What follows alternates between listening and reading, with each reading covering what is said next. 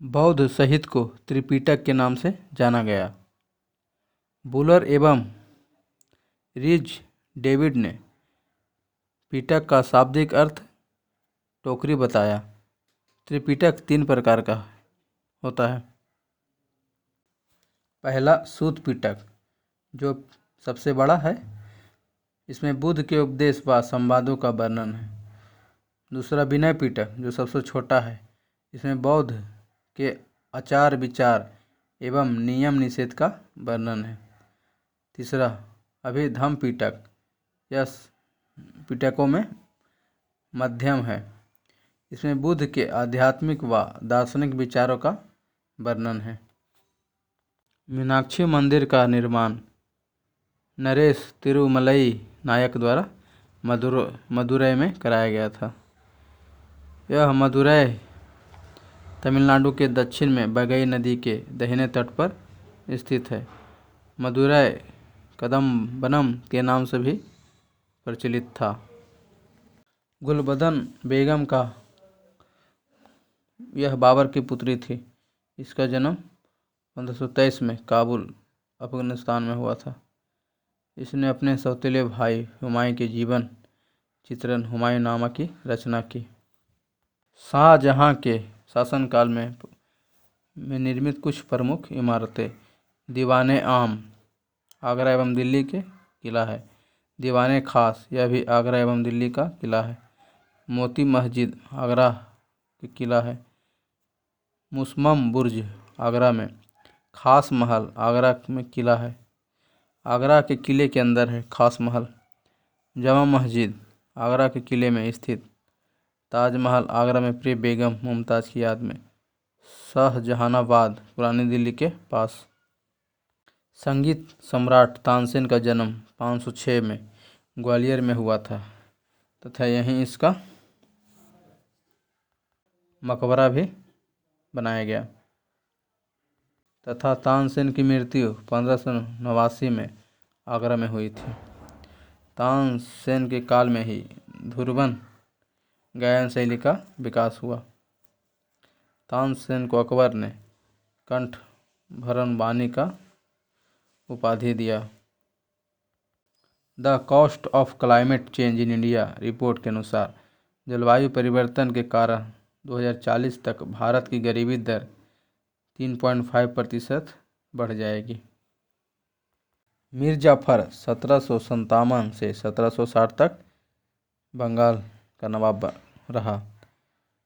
यह सिराजुद्दौला की मृत्यु के बाद क्लाइव ने 30 जून 1757 में मीर जाफर को बंगाल का नवाब बनाया। मीर जाफर एक अयोग्य शासक था। इस कारण से उसे हटाकर उसके दामाद मीर कासिम को बंगाल का नवाब बनाया गया। मीर कासिम का कार्यकाल 1760 से 1765। मीर कासिम ने अपनी राजधानी को मुर्शिदाबाद से मुंगेर कर दिया। मीर कासिम ने बंगाल में दस्तक के दुरुपयोग को रोकने के लिए आंतरिक व्यापार पर सभी प्रकार के शुल्कों की वसूली बंद करवा दी। अंग्रेज ने अपने विशेषाधिकार की अवहेलना के रूप में लिया और जुलाई 1763 में मीर जाफर को पुनः बंगाल का नवाब बनाया। मीर कासिम ने बंगाल छोड़कर अवध के नवाब शुजाउद्दौला के शरण ली। बक्सर का युद्ध 22 जुलाई 1764। बक्सर के युद्ध में अंग्रेज और मीर कासिम, अवध के नवाब शुजाउद्दौला और मुगल बादशाह शाह आलम द्वितीय शामिल था। अंग्रेजी सेना का नेतृत्व हेक्टर मुनरो कर रहा था। बक्सर का युद्ध में और प्लासी का युद्ध में बंगाल का मुगल प्लासी के युद्ध में आलमगीर द्वितीय मुगल बादशाह था। इलाहाबाद की प्रथम संधि 12 अगस्त 1765 में क्लाइव और शाह आलम के बीच हुई और इलाहाबाद की द्वितीय संधि 16 अगस्त 1765 में अंग्रेज और शुजाउद्दौला के बीच हुआ। कुशासन के आधार पर किस गवर्नर जनरल ने मैसूर राज्य को प्रशासन में ले लिया था। तो यह लॉर्ड विलियम बेंटिक ने। लॉर्ड विलियम बेंटिक ने मैसूर को 1831 में, दुर्ग को 1834 में, मध्य कछार को 1834 में कंपनी साम्राज्य में विलय कर लिया था तथा लॉर्ड विलियम बेंटिक ने रंजीत सिंह के साथ निरंतर मित्रता की संधि की। आज़ाद हिंद फौज का गठन सितंबर 1941 में कैप्टन मोहन सिंह ने मलाया में इसकी स्थापना की तथा रास बिहारी बोस ने मार्च 1942 में टोक्यो में भारतीय स्वतंत्रता लीग तथा आज़ाद हिंद फौज बनाने की घोषणा की। बोस ने 1942 में भारतीय युद्ध के 30,000 बंदियों को भर्ती कर 10,000 सैनिक का दल गठित किया, जिसे फ्री इंडिया लीजन कहा गया। 31 अक्टूबर 1943 को सुभाष चंद्र बोस ने सिंगापुर में आज़ाद हिंद फौज के सर्वोच्च सेनापति के रूप में स्वतंत्र भारत की अस्थायी सरकार का गठन किया। यहीं पर सुभाष चंद्र बोस ने तुम मुझे खून दो मैं तुम्हें आज़ादी दूंगा और दिल्ली चलो का नारा दिया। जुलाई 1944 को आज़ाद हिंद रेडियो के प्रसारण में बोस ने गांधी जी को राष्ट्रपिता कहकर संबोधित किया। अंग्रेज सरकार ने आज़ाद हिंद फौज के गिरफ्तार मेजर शहनबाज खां, कर्नल प्रेम सहगल और गुरुदयाल सिंह पर नवंबर 1945 में दिल्ली के लाल किले में मुकदमा चलाया। इसके बचाव में वकीलों में भूला भाई देसाई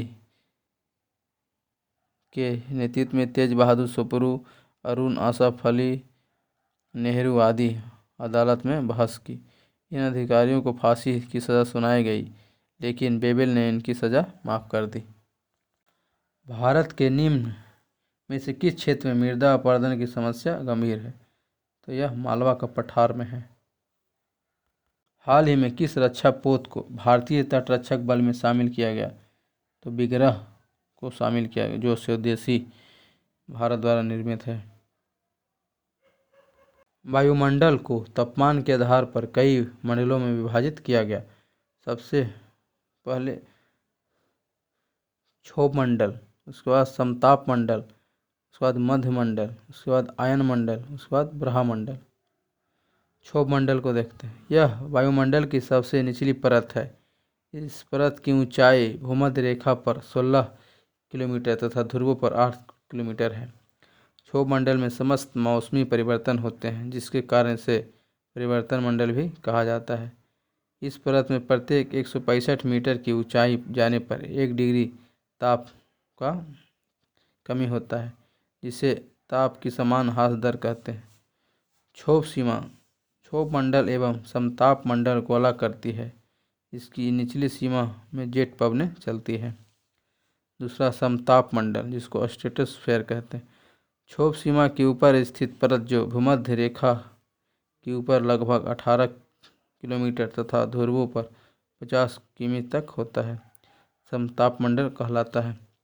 इस परत के निचले भाग में तापमान स्थिर रहता है, इसलिए इसे समताप मंडल कहते हैं।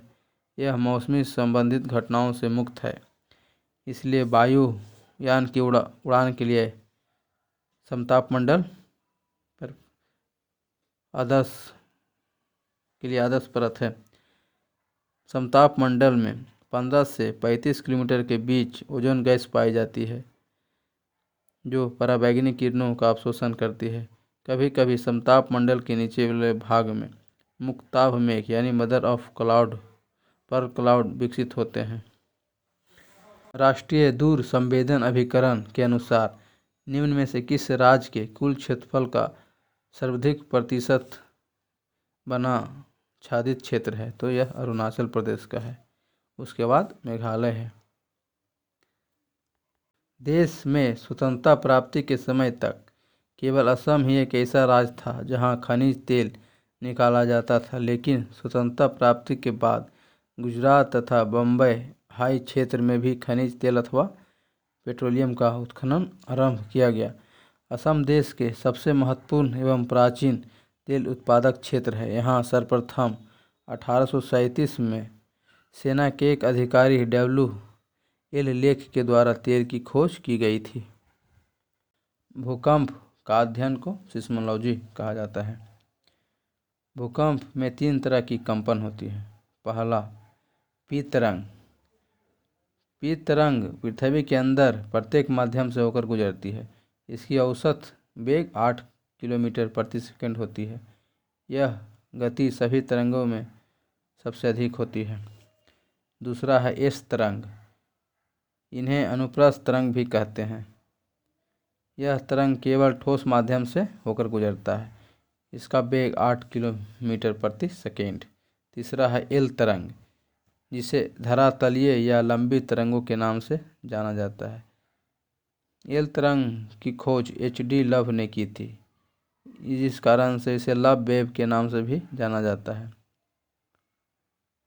एल तरंग मुख्यतः धरातल तक ही सीमित रहती है। ये ठोस, तरल तथा गैस तीनों माध्यम में गुजर सकती है। इसकी चाल 1 किलोमीटर पर सेकेंड से लेकर 3 किलोमीटर पर सेकेंड तक होता है। एल तरंग सबसे अधिक विनाशकारी होता है। सभी भूकंपीय तरंगों का वेग अधिक घनत्व वाले पदार्थों में से गुजरने पर बढ़ जाता है तथा कम घनत्व वाले पदार्थों में से गुजरने पर घट जाता है। केवल प्राथमिक तरंग जो पी तरंग है ही पृथ्वी के केंद्रीय भाग से गुजर सकता है, परंतु वहाँ पर उसका वेग कम हो जाता है। गौण तरंगें द्रव पदार्थ में नहीं गुजर सकती। एल तरंग केवल धरातल के पास ही चलती है। जिन संवेदनशील यंत्रों द्वारा भूकंपीय तरंगों की तीव्रता मापी जाती है उन्हें सिस्मोग्राफ या भूकंप लेखी कहते हैं। सिस्मोग्राफ के 3 स्केल हैं। पहला है राउसी-फेरल स्केल, दूसरा मर्केली स्केल, तीसरा रिएक्टर स्केल। रिएक्टर स्केल का प्रयोग भूकंप की तीव्रता या ऊर्जा मापने में किया जाता है। इसका खोज अमेरिकी वैज्ञानिक चार्ल्स रिएक्टर द्वारा 1935 में की गई थी। यह एक लघुगणकीय पैमाना है जिसका पाठ्यांक 1 से 9 तक होता है। ब्लैक फॉरेस्ट एक अपरोधी पर्वत जो ब्लॉक पर्वत का उदाहरण है। ऐसे पर्वतों के निर्माण में पृथ्वी की आंतरिक हलचलों के कारण उत्पन्न तनाव अथवा खिंचाव की शक्ति के एक उत्तरदायी कारक होता है। उत्तरी अमेरिका महाद्वीप का सियारा नेवादा विश्व का सबसे बड़ा ब्लॉक पर्वत है। Centre for science and environment द्वारा जारी ईज ऑफ लिविंग इंडेक्स 2020 में किस शहर को भारत के सबसे अच्छे रहने योग्य के रूप में नामित किया गया? तो बेंगलोर। विश्व का सबसे ठंडा स्थान रूस के साइबेरिया में स्थित बरखोयांस्क है। इस स्थान का वार्षिक तापांतर 65.5 डिग्री सेल्सियस होता है, जो विश्व का सर्वाधिक तापांतर है। यहाँ का तापमान -25 डिग्री सेल्सियस तक पहुँच जाता है। विश्व के सबसे बड़े व घने वन विषुवतीय प्रदेश में पाए जाते हैं और विषुवतीय वन अफ्रीका देश के तंजानिया में सर्वाधिक पाया जाता है। बेरिंग जलमैट्रुमध्य अलास्का व रूस को अलग करता है तथा बेरिंग सागर एवं चुस्की सागर को जोड़ता है। जिब्राल्टर जलमैट्रुमध्य भूमध्य सागर यूरोप व अफ्रीका को अलग करता है तथा भूमध्य सागर एवं अटलांटिक महासागर को जोड़ता है।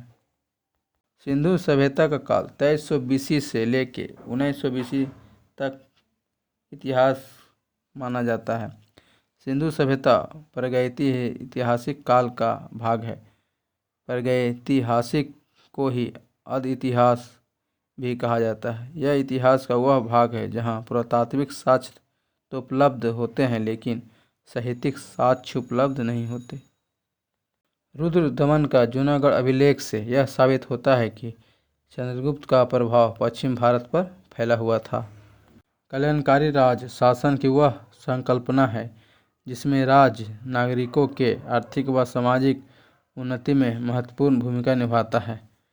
कल्याणकारी राज्य का उद्देश्य अधिकतम संख्या का अधिकतम कल्याण सुनिश्चित करता है। टीपू सुल्तान ने श्रृंगेरी के जगद्गुरु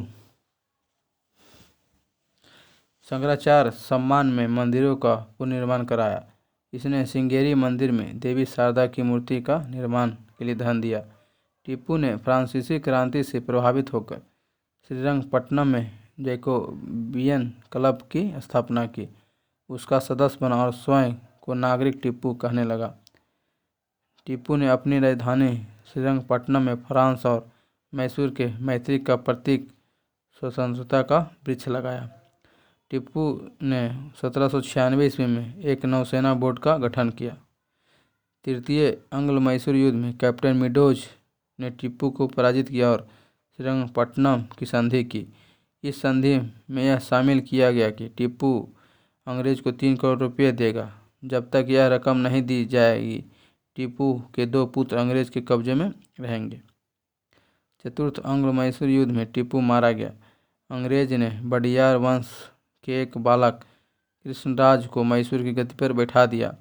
मैसूर जीतने की खुशी में आयरलैंड के लॉर्ड समाज ने वेलेजली को मर्किविस की उपाधि प्रदान की। कौन सी संस्था दीर्घकालीन औद्योगिक वित्तीयन में संलग्न है? इसमें ICICI, IDBI, IFCI, SFC और CDB शामिल है। शंघाई सहयोग संगठन द्वारा आयोजित सैन्य अभ्यास शांतिपूर्ण मिशन 2021 के 6ठे संस्करण की मेजबानी रूस ने की। भारत में अणु बम के विकास से कौन संबंधित है? तो राजा रमन्ना संबंधित है। भौतिक विज्ञानी डॉक्टर राजा रमन्ना 1974 ईस्वी में भारत के प्रथम परमाणु परीक्षण के मुख्य सूत्रधार थे। इनका संबंध विखंडन भौतिकी के विकास से था।